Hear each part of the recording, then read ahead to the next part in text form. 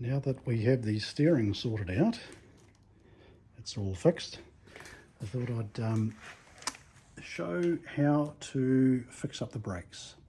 So pretty straightforward.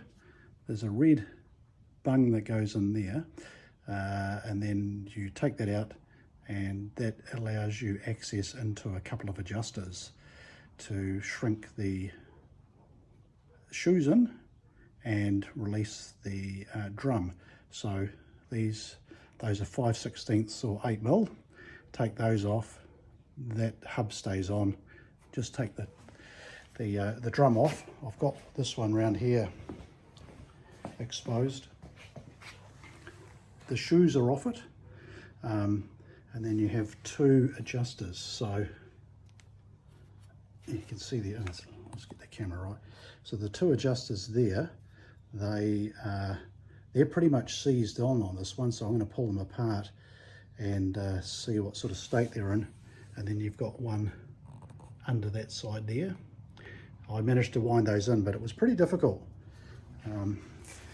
And I'll show you, I've got the shoes out here. So there's still plenty of meat left on the shoes. I'm just going to clean everything up and put them both back together. So I'll sort of show how that goes when I've got the shoes on there. Okay, so the main problem with these things is what happens is the adjusters seize up. So I've taken this one out and put it on the whizzy wheel, and there it is. That's the other one from the bottom, and it's completely seized up. So the easiest thing to do is I'll just clean it up with that, and then put a bit of the old Never Sneeze on there, and that should do it.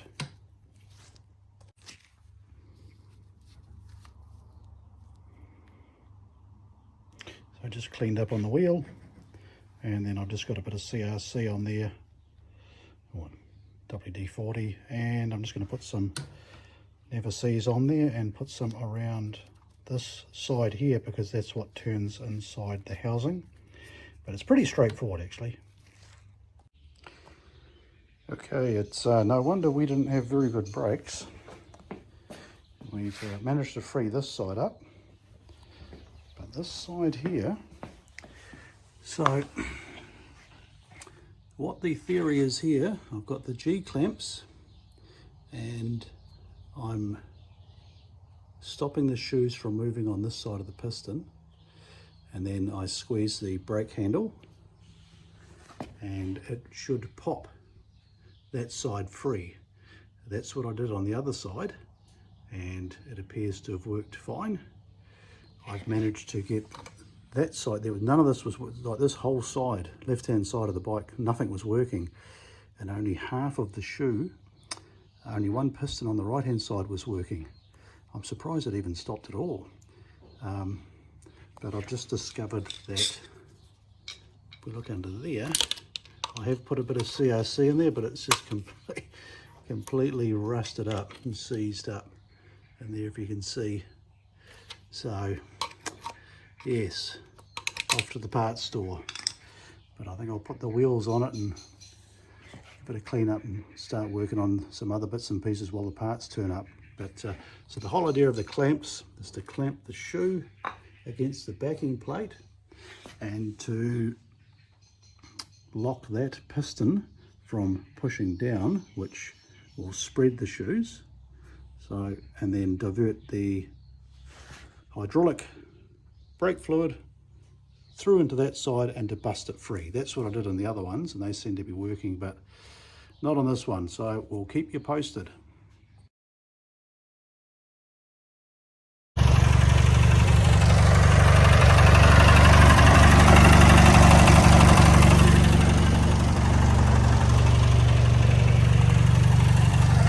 Pete's pushing it, I guess.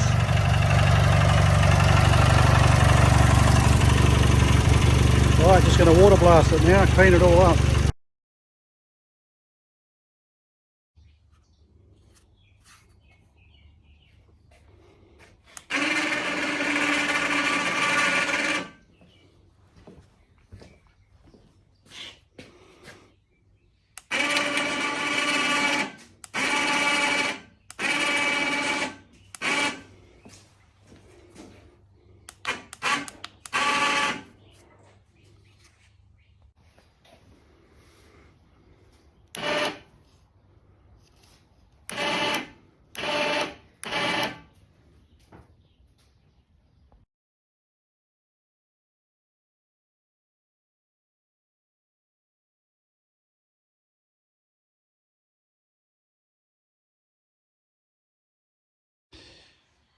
Okay, we've got the winch installed, and it worked out pretty good actually.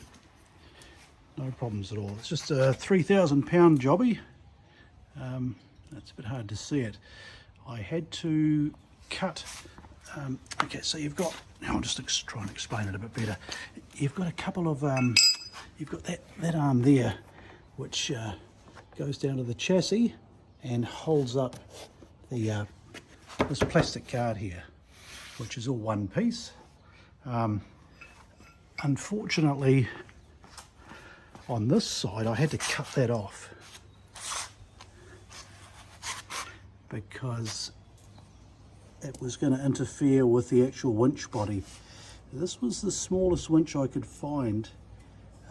It still had a decent enough capacity. It's only 3,000 pounds, but I mean the bike is, I don't know what the bike is, but it's not very much at all, probably maybe 400 or 500. So, and then I guess with the block as well, a poly block or snatch block, it should be fine. So I just made that up, which firms this whole thing up. So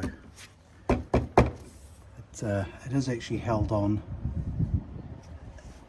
at the back here by this inner guard. Yeah, so that seems to have worked out pretty well. It came with a controller, which is just a simple, you know, that, and that's I've wired it all up. It's pretty straightforward actually, and also a little remote. So luckily the remote has a little on-off switch on it. So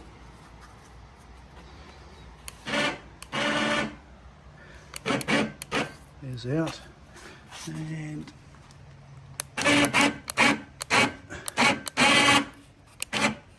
I don't keep too much pressure on that. I don't keep any pressure on that at all, just enough to stop it from flapping around, and that's just a basic tree trunk protector I've got.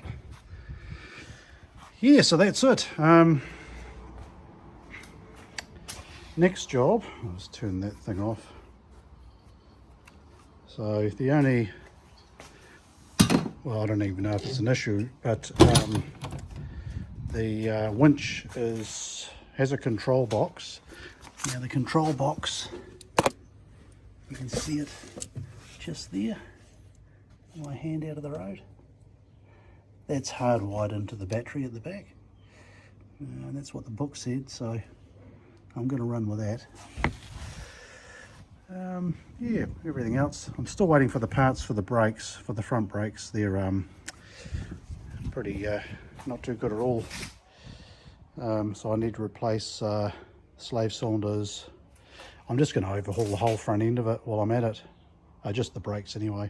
The rear brakes, I've already done those and redone the diff, which we did on an earlier episode, and I've just stuck some bits and pieces. I've kept my wet weather gear, a pair of leggings and a jacket in these.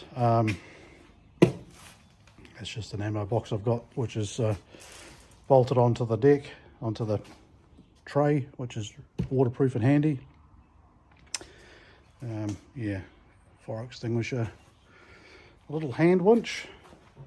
I find this thing's really handy for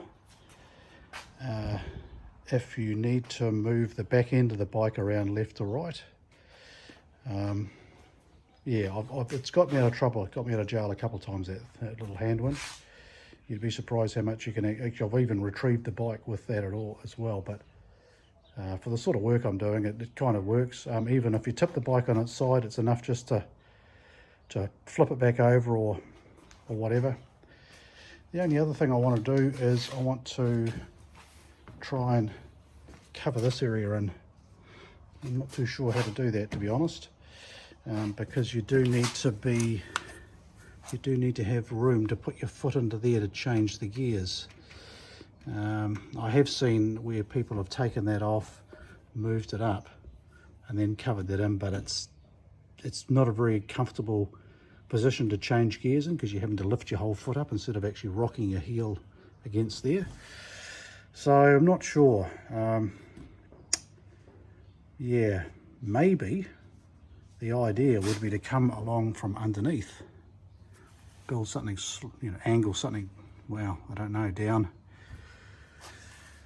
Even a heavy piece of canvas underneath this whole thing, because all it's for, it's not so much to stand on, it's to stop the dust from, in summer when you're tearing along some of the real dusty tracks I go to, that it just fills this whole cavity up. You're just completely bathing in bloody dust. So I'll have a look. I might end up putting ply or something in there. I'm not too sure yet. I'll probably need to get somebody with a few more brains than me to work it out. I've just got to mount a shovel on the back and do something about this thing, which is a bit cattywampus at the moment. That angle's not right, so. But anyway, that's the old bike. She should start.